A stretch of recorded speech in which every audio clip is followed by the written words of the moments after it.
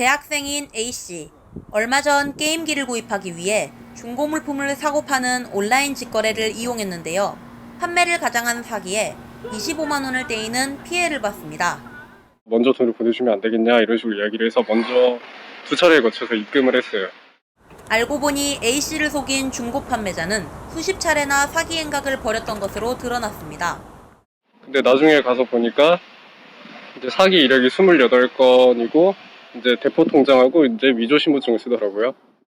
경찰청 집계를 보면 인터넷을 통한 직거래 사기는 지난해 8만 9천여 건, 지난 2018년에 7만 4천여 건보다 21.3%나 늘어 문제의 심각성을 보여줍니다. 개인과 개인이 돈을 주고받는 중고물품 온라인 직거래, 사기 피해도 고스란히 개인 책임으로 고도화된 사기 수법에는 꼼짝없이 당할 수밖에 없습니다. 그렇다면 과연 온라인 중고거래 사기는 어떤 수법으로 이루어지는 것일까요? 취재를 한 제가 구매자의 입장에서 직접 거래를 시도해 보겠습니다. 취재진이 구매하려는 중고물품 제시 가격은 시세의 절반도 안 되는 수준. 사이트 아이디나 전화번호로 연락하려 했지만 판매자 정보에는 카카오톡 아이디 하나만 적혀 있습니다. 실제 거래를 진행하려고 하니 안심결제 서비스로 주문해달라며 링크를 보내줍니다. 하지만 아이디를 제대로 입력하지도 않았는데 저절로 결제창이 나타납니다. 올바른 결제가 될 수 있는 안심결제 서비스가 아니고 주소와 이름을 입력하면 구매자의 개인정보만 빼가는 일종의 사기 사이트입니다. 그 통장이라든가 내지는 카카오톡 메신저 이런 것들이 대부분 대포폰이라든가 대포 통장을 이용해서 이제 성행하는 경우가 많고요. 그렇게 해서 돈을 입금을 하면 그다음부터 연락이 끊기는.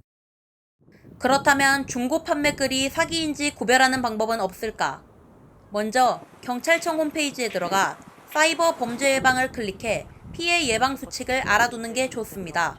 전문가들은 판매글이 의심되면 계좌나 전화번호 등을 검색해 사기 이력을 조회해야 한다고 말합니다. 본인이 사기를 당했는지 안 당했는지를 알아보기 위해서는 더치트라는 사이트가 있어요. 거기에 가보면 이제 사기 피해 신고가 많이 들어온 아이디라든가 이런 게 있거든요. 피해를 당한 뒤 효과적인 대응법을 잘 모르는 사람도 많습니다. 어떻게 대처해야 하는지 이런 거를 그냥 찾아봤는데 이게 그렇게 정보가 많이 나오는 것도 아니고 이미 좀 전에 당했던 친구나 그런 친구 있으면 물어보기도 했고.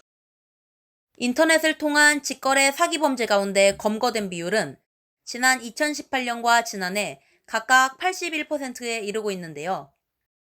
따라서 피해를 본 즉시 사이버경찰청 홈페이지에 사이버 범죄 신고 및 상담에 들어가 진정하는 게 좋습니다.